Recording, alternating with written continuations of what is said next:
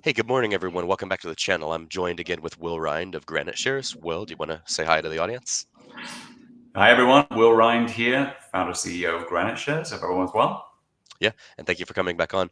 So I wanted to discuss YieldBoost again. So we haven't launched yet, but I did pull up the SEC filing, and we were just discussing offline how with a new product, it may not necessarily meet that 75-day threshold. Did you want to maybe talk a little more about that? Yeah, that's really the threshold for what you might call a standard or an ETF where there's been an existing pathway to uh, launch or approval, and that's a sort of fairly standard process. Hmm. If it's something that's done for the first time, something that's new, that can take longer. Hence, something like Yield Boost is going to be a first time as a unique product.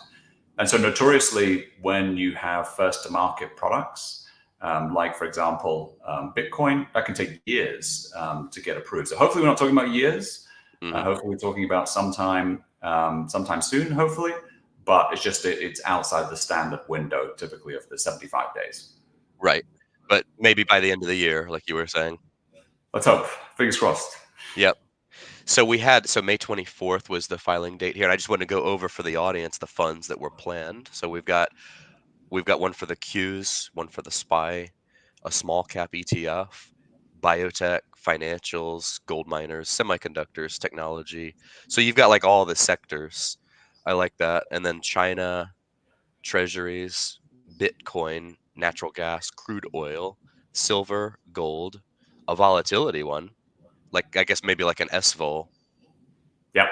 Yep. Yeah. And then Apple, AMD, Amazon, Alibaba, Coinbase, Meta, Microsoft, Nvidia, and Tesla. So, question on the one that would be like SVOL. So, will these be leveraged as well? Yeah. That's the idea. Is Yeah. that all the underlying, it's combining leveraged ETFs with options, and Hmm. obviously that works in an environment where for certain leveraged ETFs there's a deep and liquid options market, and Hmm. so it's really just combining those two things together. Okay. So, is this any different than from some of your funds that you have now? Well, it's very different in the sense that the funds that we have now are just providing leverage, so they Hmm. don't provide any kind of income. They just provide 2x long, 2x short, a given stock. Right. Now, some of those have become so popular that they themselves now have options markets on those ETFs. But Right. we don't have anything to do with the options market. That's independent firms that list options on the firm. So for NVDL, for example, which is our flagship, 2x long NVIDIA ETF, Yep. there's huge amounts of options activity that goes with that. So we don't have any option strategies at the moment. It's just the leveraged ETFs, and this would be a kind of extension of the category. Hmm. Right. Yeah. So the other ones are just like 2x. They're not paying any income.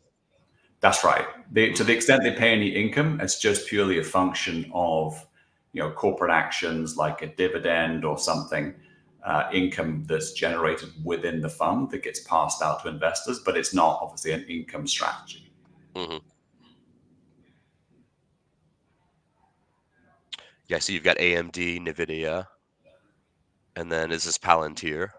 Palantir, yeah, that was the latest one. We launched Palantir actually just on the Friday, I guess, a few days before the Friday it got announced it was going into the S&P. And then obviously yesterday was the day that it actually went into the S&P. So yesterday, Monday, was the first day that Palantir was included in the S&P. Oh, that's right. Yeah, Monday. Yeah, so it's kind of Yep. big. It's been a big couple of weeks for Palantir. Hmm. Yeah, the stock's doing great too. Yeah, And then you have a Tesla 1.25x. yeah. The latest ones we launched were the 2x Palantir, 2x Uber, Hmm. and a one-time short Coinbase. So we have the very popular 2x Coinbase, the Conel, Hmm. and then this is a short version So it allows people obviously to get short, not just Coinbase, but short Bitcoin exposure, which is something that a lot of people find very difficult to do. Hmm. What would you say goes into the decision to create like a 1.25x versus like a 2x? It's well that the 1.25, so TSL is kind of a legacy of when we first started, and Mm, we were trying to really come to grips with a new rule, a new regulation that was coming into play actually after we were going to launch. So it's something that the regulator asked us to comply with that didn't even exist at the time or wasn't in production. So it was a little bit of a learning curve in terms of figuring out how to do this. And so the mm, 1.25 was more the amount of leverage that we thought we could do at the time.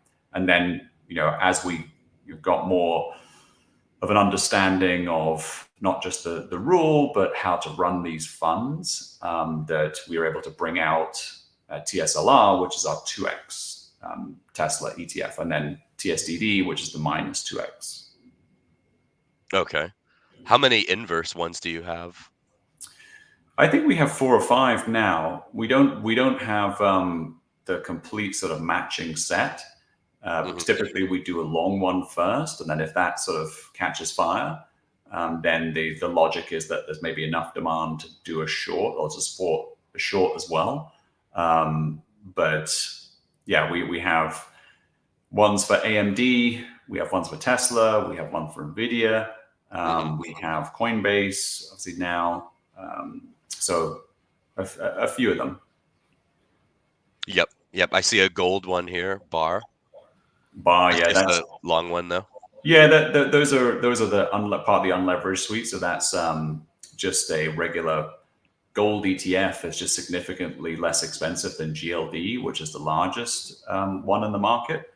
Hmm. But bar is only 17 basis points and holds physical gold bars and just tracks the price of gold. So a lot of people now obviously noticing what the gold price is doing and interested in that, Yep. but that's it's not leveraged or anything. It's just a physical gold ETF. Yep. So tell me about HIPS. This is your one income fund that you have now. Yeah, this is interesting. Yep. So hopefully I'll be able to come on shortly. We'll be able to talk in detail about YieldBoost. Yeah, for But sure. the reason why we're interested in YieldBoost and income more broadly is because of exactly what's just happened in the last couple of weeks. Hmm. And as everybody knows, we've been at the highest sort of interest rate level for some period of time, and Yep. that all changed, when the Fed decided to start its easing cycle or start lowering interest rates for the first time in a few years. So we're now very much moving into an era of lower interest rates, hopefully lower inflation as well.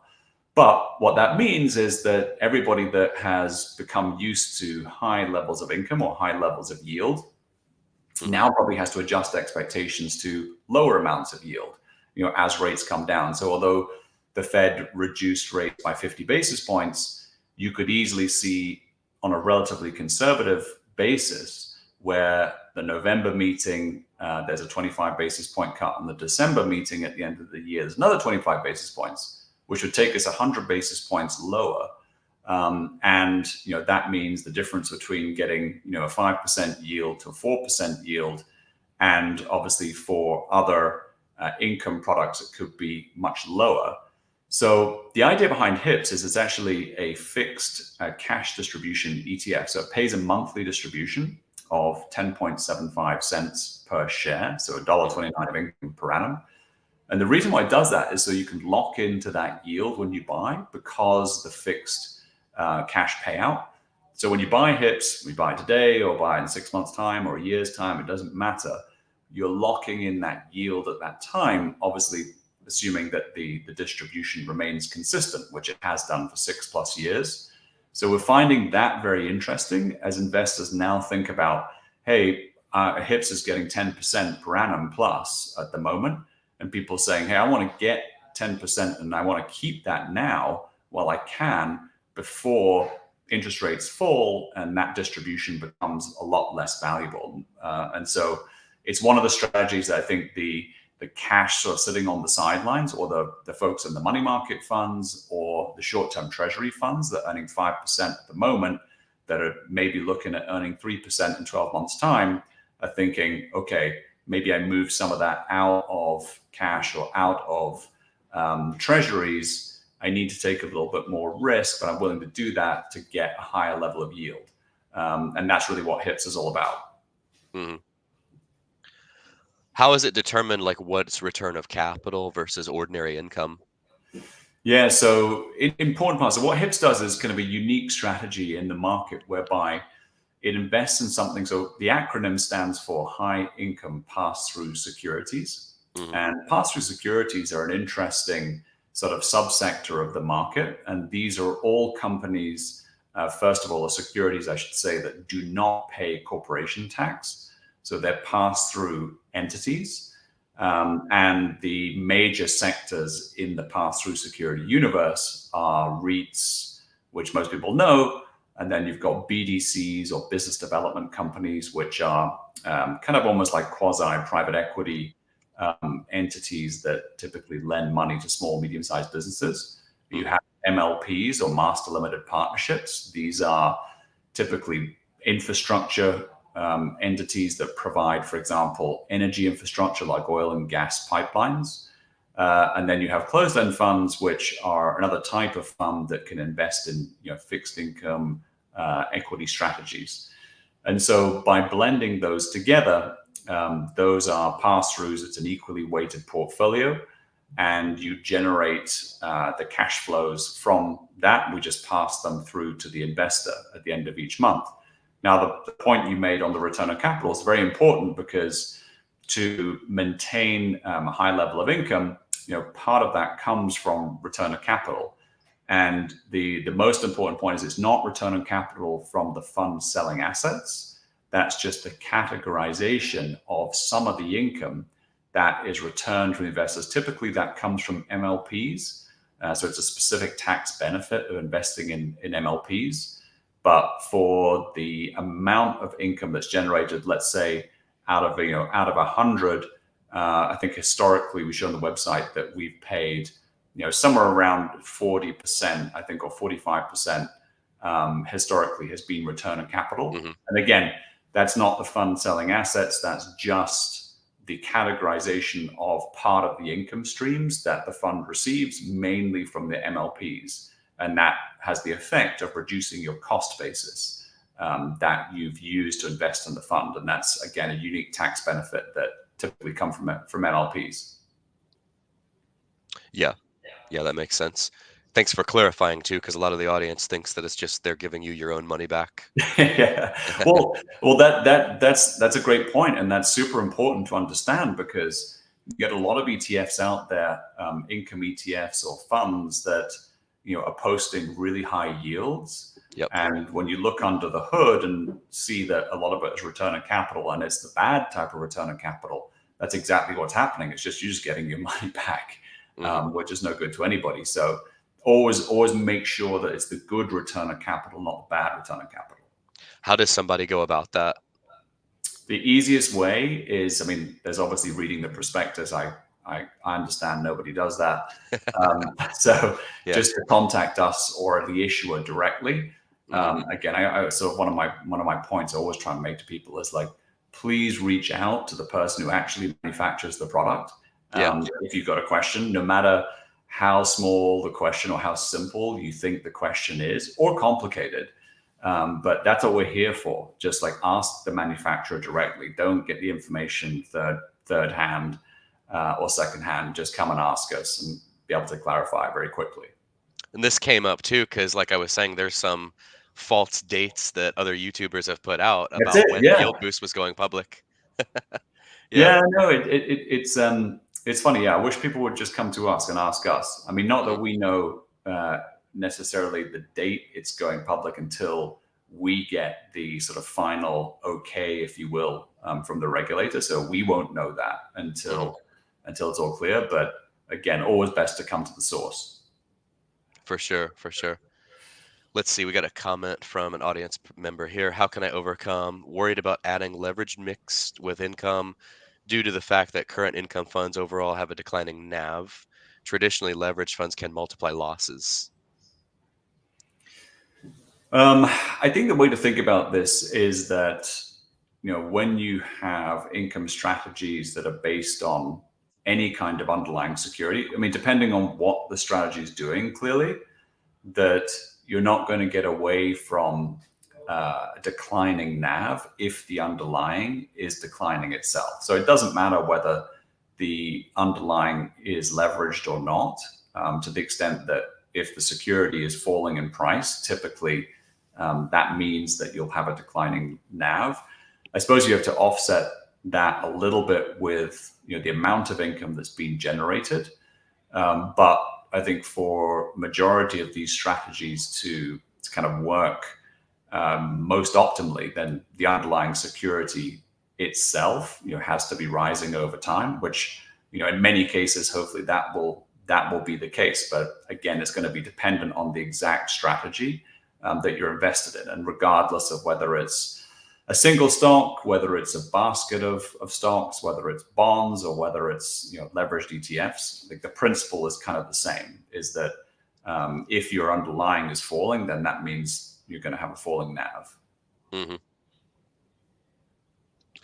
So I know you've mentioned at a high level how YieldBoost will use different option strategies at different strikes and whatnot. But to boost the yield, will it be like how will it be different than what other companies are doing? It's going to be very different. I mean, again, I can't really say anything about it now Mm-hmm. until we sort of conclude this registration. But what I can say is it's unique, Yeah. and that is just the same as when we launched leveraged single stocks. No one had done that before. It's a completely unique product that people are seeing for the first time. So again, it's going to be super important for people to come to us, for the information about that. Because it is going to be different from what you see existing in the market. They may have some similarities, but ultimately it's going to be a different category, a new category, and so people need to explore that in detail. Right. So let me do this. I'll pull the prospectus up again, and let's see if we can talk about some stuff there. Let's see. Where do I have it? Right here. Okay. Let's see. Just do options. Oh, this is just a disclaimer. Yeah, Let's see. we'll say options are very risky.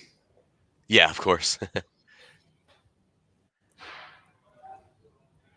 um, okay, so I mean, we do know they're definitely going to use options at varying strike prices.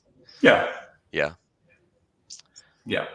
Um, And again, close to the time, I'll tell you clearly when we can get the all clear what's going on and how that's going to work. yeah. Yeah, we'll definitely once these launch, we'll definitely have you back on for sure to go over all of this. Okay, this looks like a lot of disclaimer stuff here.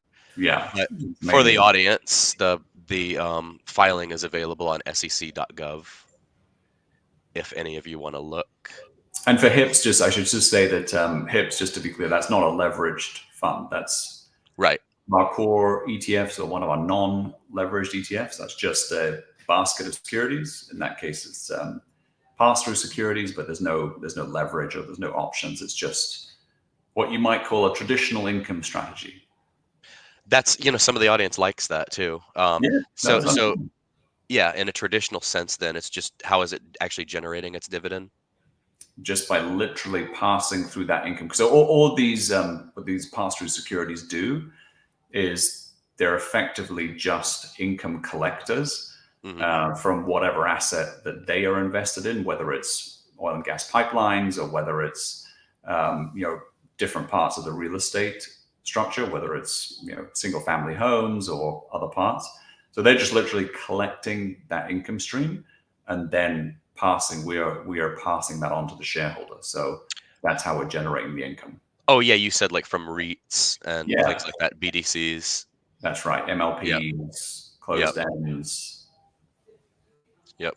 That you just start with a higher level of income because all those securities are not subject to corporation tax. So Hmm. you obviously start by not having to skim, 35+% off the top.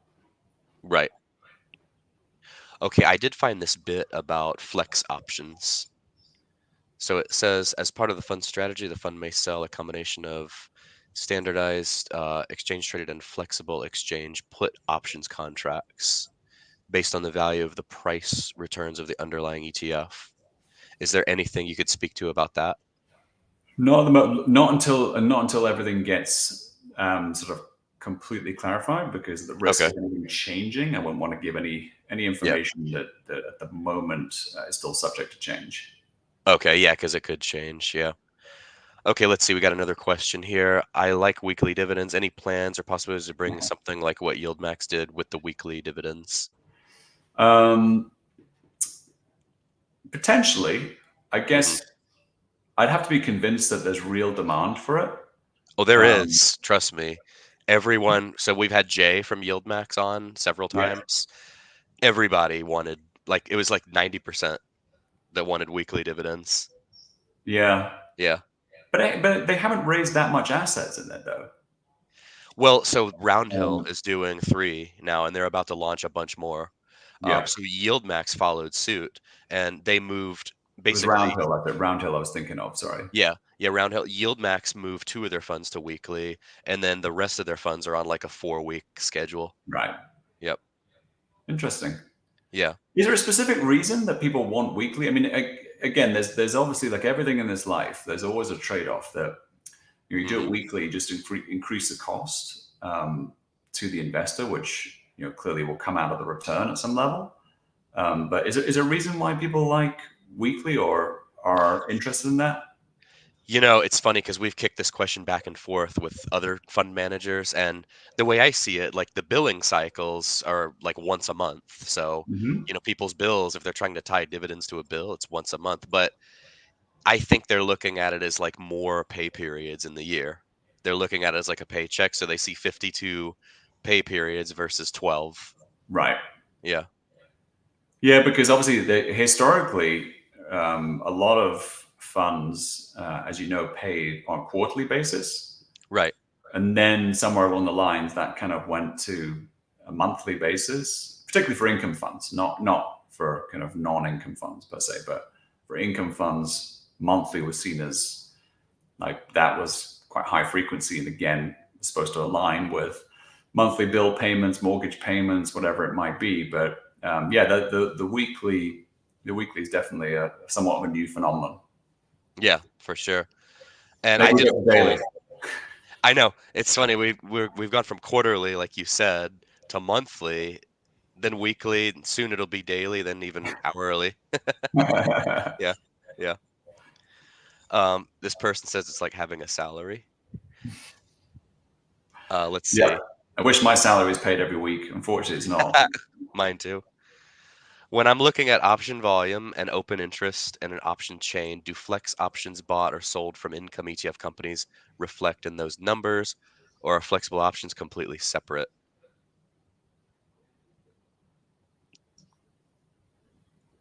It's a good question. I'd have to check. I don't Hmm. want to say anything definitive because I suppose it probably depends. It's like a lot of the flex options are over the counter, so may or may not be Yep. reflected in that. Yep. Let's see. We have don't need weekly pay, but option to do dividend wheel with broken up monthly schedule. That's one of the reasons I've heard as well. The wheeling strategy into different dividend funds. And some people think this as well, that the weekly compounding, it's better. They think with more payments, the opportunity for compounding is better. How so? I mean, I see it like with monthly and like what Jay has told us, it's like either the fund is doing it for you Oh, you or mean that. like if you can generate a higher return on your distribution with your whatever cash program or money management program than the fund can. Yeah, but then again, retail as is not, just to be blunt, retail investors are not like that sophisticated to Right. outperform the fund, outperform the fund manager. Yeah. Yeah. Um, I mean, I could go back and forth on this argument. I mean, I could see where it's Yeah. better either way. I think, look, the important thing is I'm never dogmatic about these things because Hmm. ultimately, we have to create products that people love Yeah. and that people want to use. So I view my role very much as trying to facilitate, where that demand is. Hmm. And, it's not for me to say whether a weekly or monthly is better, is good or bad. It's more if, give the customer what they want, within Yeah. reason, as long as it's not going to, sacrifice the strategy or jeopardize it in any way, which I don't think it would. Right. No, it seems like, and Roundhill has done a great job with it, honestly. Yeah. Yeah. Interesting. So, yeah, what last time Jay was on, literally we had like 300 live viewers, and every one of them was asking for a weekly, weekly, weekly. Yeah. Well, they've spoken. The market's spoken. Hmm. Let's see. Any chance you'll do a weekly, or you'll do a fund of funds like a YMAX? Um, Potentially. Again, look, we're trying to facilitate products that make sense that people want to use, and just always looking at what makes the most sense in that context. So if there's demand for it, then we'll almost certainly look to supply it. Yep. Let me show you this. So the best I can show right now is I did a poll of my audience, and I'd say it's pretty representative. So we got about 224 responses. Um, as far as the change that YieldMax did, 78% said we like the weekly change. Only 16% said we preferred monthly, Yeah. and then 6% said what's YieldMax. So, but the vast majority. Yeah, I guess that's probably said like that, Hmm. then I get the logic, right? But it's almost like, okay, if you prefer weekly and it was to cost you an extra amount, would you still prefer weekly over monthly? That would be the interesting one. Say that again. If it were to say Like, that. like it's like almost like you're asking it with zero consequence. It's like saying, okay, if I was to give you a weekly payment Hmm. versus a monthly payment, which one would you prefer? And almost everyone would say, well, yeah, I'll take a weekly payment. But if I said, but the catch is if I paid you weekly, it would cost you X% more.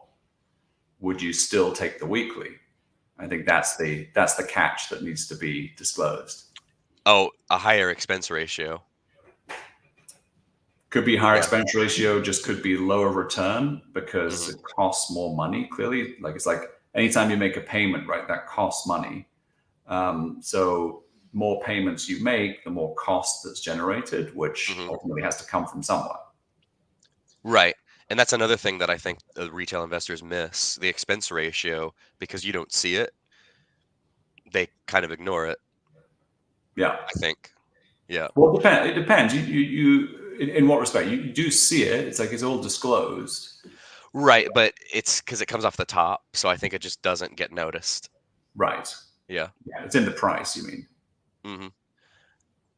Exactly. Okay, let's see. If Granite shares are doing weekly trades, then monthly makes sense. If they're doing daily, then weekly pay would make sense. I assume you're doing weekly trades. It depends on the strategy. Hmm. So for well, I guess there's the strategy of whatever the index or the fund that's following, Hmm. and that is obviously trading to that particular strategy. So that could be a weekly rebalance, a monthly rebalance, a quarterly rebalance. In the case of the leverage products, is a daily rebalance. And then there's trading that happens from us, and that the rebalance, and there's trading that happens on a daily basis. Sometimes not necessarily on a daily basis of people coming in and out of the fund, so inflows and outflows. So there's all sorts of different activity going on at different times. Okay. I would agree. This as far as yield boost. Yeah. Yep. Amen. hmm Oh, this is another thought too. Weekly, somehow there's less nav drop. Yeah, I can't speak to that. It shouldn't make a difference. I don't see why that would make a difference. But again, hmm that may be a specific strategy that that does exactly that. But hmm I just know Roundhill has done a great job with it. They have almost one of their funds has almost no nav erosion, and they're paying out great dividends weekly. I don't know yeah, how they're doing it. Well, I have an idea because I've had them on, but it's pretty amazing. Yeah. yeah. I mean, it shouldn't be. It shouldn't be like there shouldn't be sort of that much, you know, rocket science to it. It's just typically if they're selling options and the underlying is going up, then the NAV should be going up. hmm If you're doing that, that's okay. But clearly, the trick is to invest in something where the underlying is going up as opposed Yeah. to going down. Yep. Let's see. For a given annual rate of return, if it is broken down to a weekly rate of return, reinvested, it grows faster than a monthly. That's his thought. Yeah, I mean, again, there shouldn't be any difference if it's just a question of what rate of return you're talking about. hmm Who's I doing gotta it better? answer.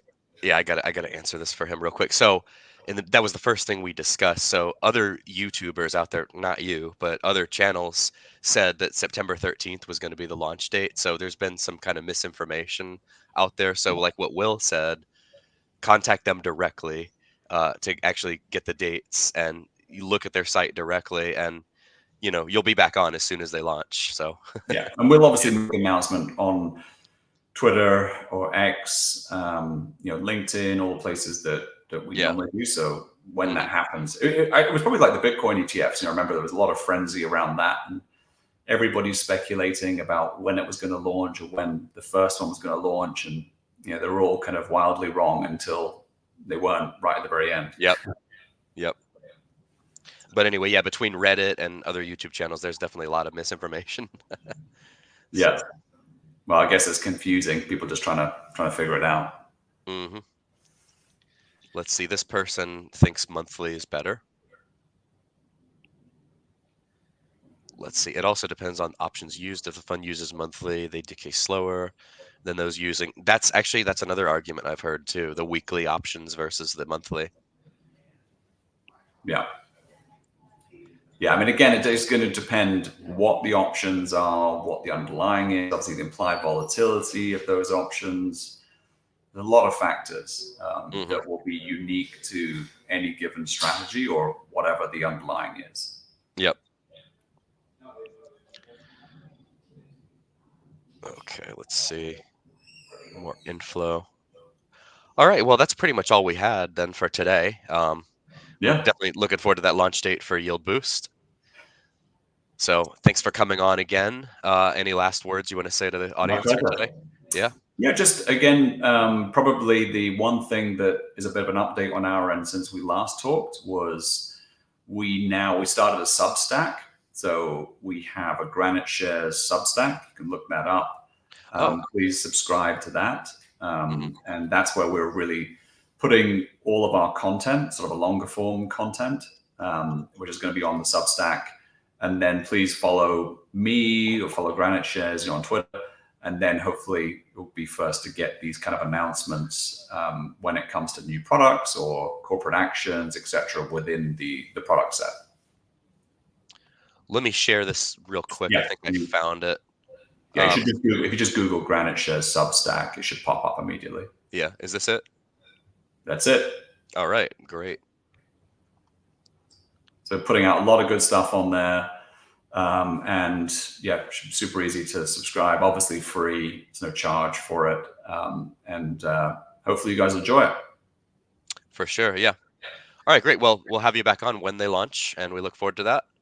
thanks again for coming on. And for the audience, remember to like, comment, and subscribe, and join Discord. And we'll see you all in the next one. Take care. Perfect. Bye. Awesome. Thank you. Yep. All right, so we're going to end the stream there.